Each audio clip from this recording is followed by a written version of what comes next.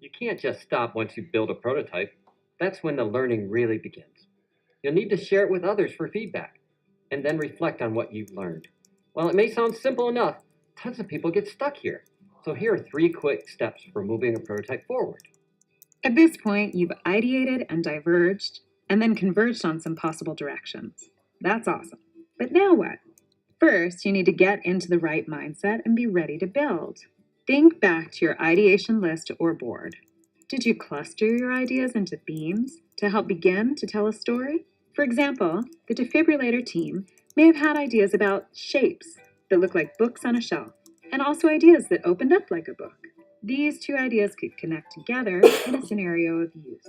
Or you might sketch a scenario to increase your readiness. Try breaking down your story into 3 to 5 scenes like a comic strip, and then identify the important moments that highlight the best aspects of your idea.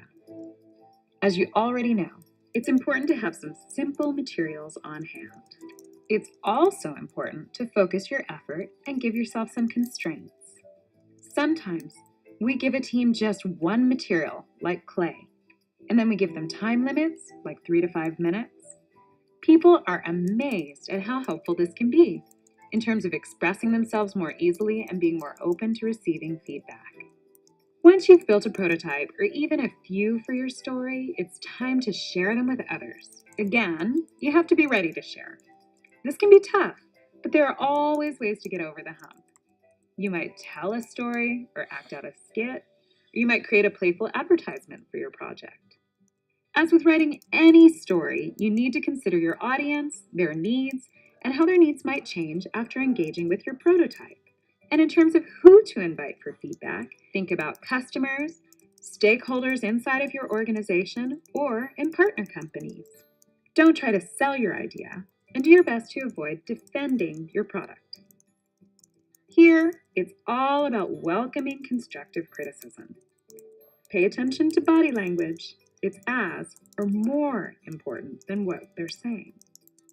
You want to carefully listen to what others have to say and think about how you might respond with your next prototype.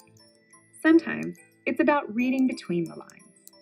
And don't feel you have to make changes based on everything you've heard. You should decide what really matters and make informed choices. If someone didn't love your idea, were there aspects they were drawn to? Remember, these are the early stages. It's not about the color or the shape of a button. It's about the why and the need that the prototype is helping you understand more deeply. After you've reflected on the feedback, you might want to make a list or map the ideas you'd like to run with. It's a good time to consider and visualize next steps. Sketch, write, map it out, whatever works for you.